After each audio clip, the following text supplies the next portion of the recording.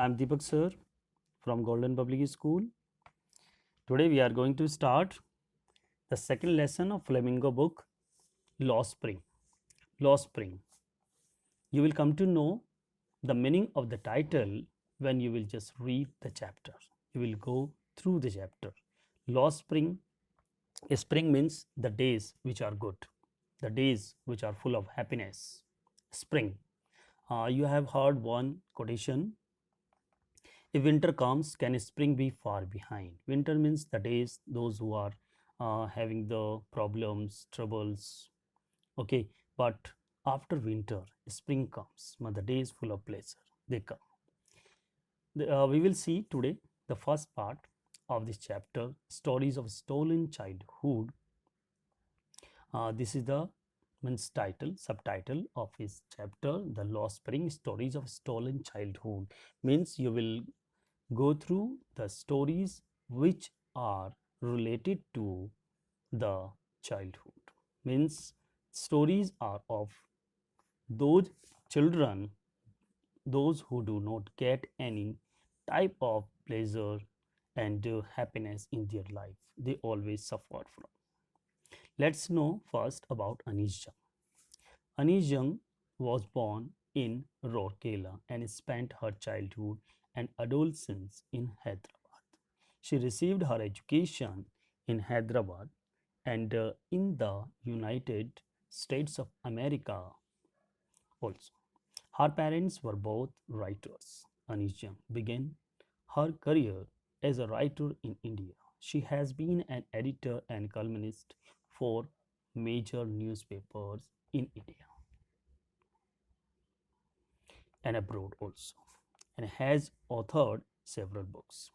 The following is an excerpt from her book titled Lost Spring, Stories of Stolen Childhood. Means you will get a glimpse of her stories in that. Here, she analyzes the grinding poverty and tradition which condemn the children to a life of exploitation. Means the children who are mentioned in the stories, they get the life of exploitation. They do not get any type of education properly. They do not get the properly meal. Means we will come to know. We will see that how their spring has been lost. Notice these expressions in the text, infer their meaning from the context. Looking for, slogs their daylight hours, roof over his head, perpetual state of poverty, dark carpets, impose the baggage on the child. You will come to know the meaning of these expressions while reading the chapter. Let us start.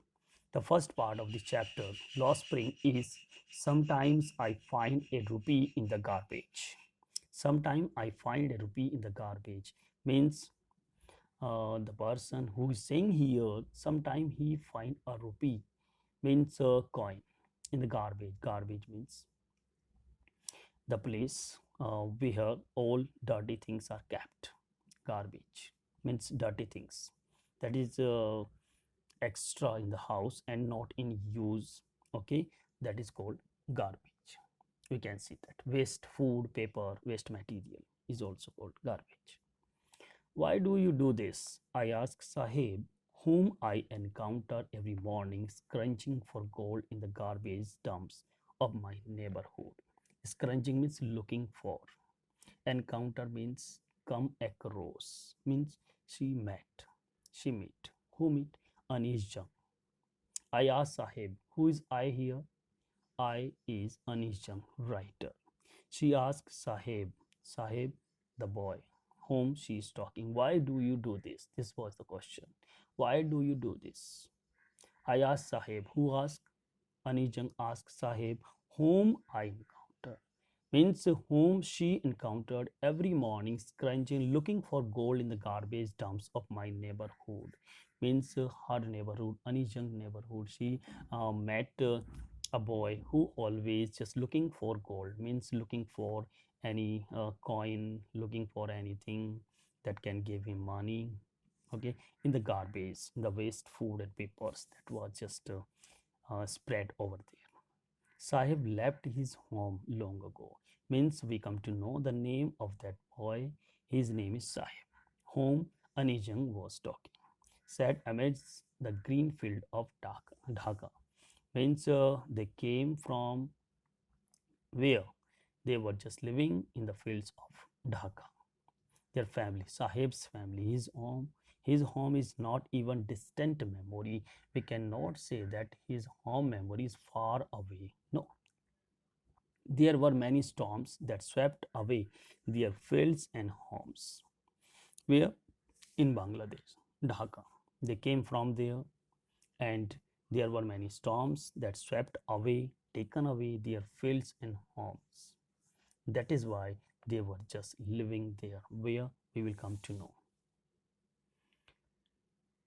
His mother tells him, whose mother? Sahib's mother tells him, means Sahib tells these things to Anis Jung, the writer. That is why they left, looking for gold in the big city where he now lives. They came Delhi, outskirts of Delhi. They came there. They are now living there because they left their home due to many storms. And they came to the big city for in search of work, in search of food, so that they can just uh, live their life properly. I have nothing else to do. She asked the question, why do you do this? And now he has given the answer. He had nothing else to do. What was he doing? He was scrounging for gold in the garbage. He was searching a coin, a rupee or 2 rupee, or sometime he finds 10 rupee note also.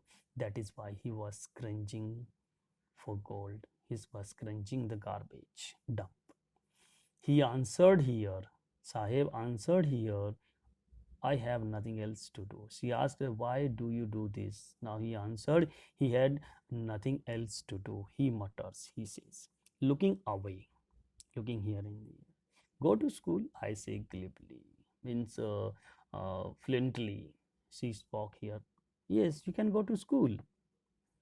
Realizing immediately how hollow that advice must sound. The advice was hollow, means insincere advice. It was a false advice. She knew it. They were not, their family are not having any money to just get the proper meal of 2 times or 3 times. How will it be possible to send the school by by them to their children? No, it was not possible. That even then she just gave him advice to go to school. But the writer also realized that she was wrong. There is no school in my neighborhood. When they build one, I will go. It was the excuse that is given by Sahib to Anish Chand. There is no school in my neighborhood. When they build one, I will go. If I start a school, again she was just giving him hollow advice, promise. If I start a school, will you come? I asked, half joking. When she was thinking that she's making fun, she's just joking only. Okay, I will do that. You will just come. If I start a school, will you come? Yes, he says, smiling broadly because he was child. He promised that he would come. If she would open a school, she would start a school, he would come. But you will see what happened then. A few days later, I see him running up to me. He was a child. He came to him. Is your school ready? He was asking the question because she promised that if I start a school, will you come? And he was ready to come to a school, but he need the school. He wanted to some motivation. He wanted some inspiration. He wanted that person who can just hold his finger and hand and can take him to the school. That is why he came to her and asked, you have started the school. Is your school ready? It takes longer to build a school. She was giving the answer of the question that was raised by that boy. It takes longer to build a school. Why did she just ask this question? Need not to ask this question, but Even then, she asked, and now she was not able to give the proper answer. It takes longer to build a school. I say embarrassed. She was embarrassing here. She was feeling shy. She was repenting at having made a promise that was not meant. She made that promise that was having no meaning. But promises like mine abound in every corner of his bleak world. Hence, there are plentiful promises. There are a lot of promises that are kept in every corner of his dark world. Dark world means from outside he cannot see out that. And now she was repenting. Why did I do that promise that she cannot keep? We should not do any promise. We should not say any word which we cannot complete. And she told, because he was a child, that is why he was thinking that she had started the school and he came. He doesn't know that school took time to be in the process.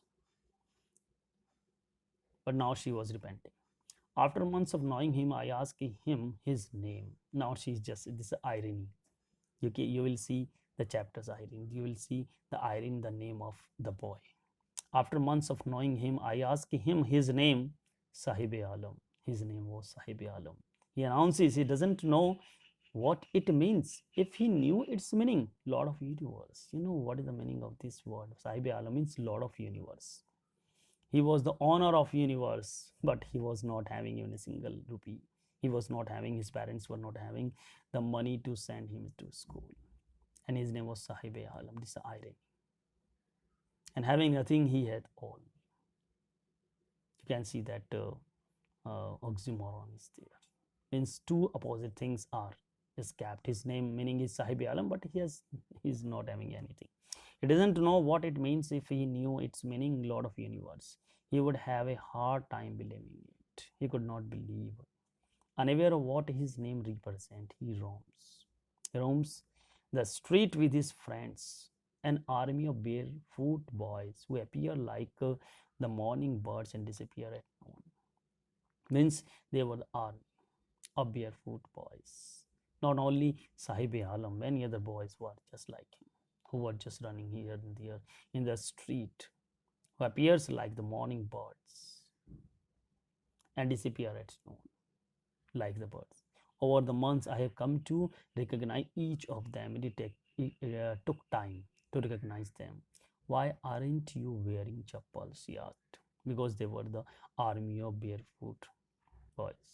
I asked one. My mother did not bring them down from the shelf. How it is possible to bring that? He was just saying here that his mother did not bring them down from the shelf. He answered simply, they are kept there. It was the lame excuse. Even if she did, he will throw them off. Meant he will not use them as another who is wearing the shoes that do not match. You can see the condition of their poverty. They were poverty stricken. They were not having money. When I comment on it, he shuffles his feet and says nothing. He was shuffling his feet and he did not say anything. I want shoes, says the third boy, who has never owned a pair on his life. He was not having the shoes, and now he was just saying that I need shoes. Traveling across the country, now Anijang is telling, after telling their condition of living, she was telling that traveling across the country, she had seen children walking barefoot in cities, on village roads. It is not a lack of money, but a tradition. Nowadays, they are not just wearing chappals. They are not wearing any shoes and other slippers because it has become their tradition. It is the just reason, just because of their long poverty. They forgot to wear the chappals and slippers. That is why she says that it is not lack of money, but a tradition to stay barefoot is one explanation. She gives this explanation that it is not lack of money, but tradition. I wonder. You can see that they are just moving, they are just running barefoot. The boys, those who are living in the slum areas. Simapuri, Delhi. Yes. If this is if this is only an excuse to explain away a perpetual state of poverty. This is a perpetual state of poverty, means this is a poverty that is eternal, everlasting, that will have no end, perpetual, continuous poverty. This is an excuse because they are poor for a long, long, long time. They have been poor for a long time. That is why it is an excuse to explain away a perpetual state of poverty. My dear student, you must note down some main points of this chapter, and you must watch the video again and again of this chapter. It's a very important chapter. Read the text also and try to find the gist of the chapter. Okay, the next part will be continued in the next video. Till then, you must read the chapter. If any queries, just ask me. Thank you, student. Thank you very much.